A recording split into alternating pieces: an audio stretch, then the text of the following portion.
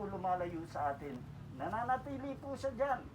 Minsan matigas po ang puso natin at lumibihis po tayo sa kalooban ng Diyos, pero ang Diyos hindi po lumalayo. Hanggang katapusan tayo po ay iibigin at mamahalin ng Diyos. Sabi nga po ng Biblia, the love of God is everlasting.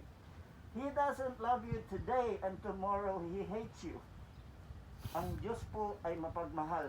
So marahil ang katanungan po natin ngayon, kung mabuti ang Diyos ang mapagmahal, bakit pinuha po niya si Danny ng ganong kaaga? May mga bagay po tayong hindi nauunawaan.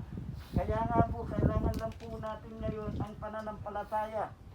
Sabi po ni Pablo, walk by faith and not by sight. Lumakad kayo sa pananampalataya. Kung nauunawaan po natin o napapaliwanag ang maraming bagay sa buhay, hindi na po natin kailangan ng pananampalataya. Maraming bagay, kahit ito pong COVID-19, pagpasok tayo ng 2021, di rin po natin alam kung iyak po tayong mawawala o mas mukhang hindi pa po. Pero isa po ang pinapangako ng Diyos. Sabi ng Diyos, I will never leave you, I will never forsake you. Ano po bang ibig sabihin po sa atin no, na may mighati sa oras na ito? Ang Diyos po, our God is an experiential God.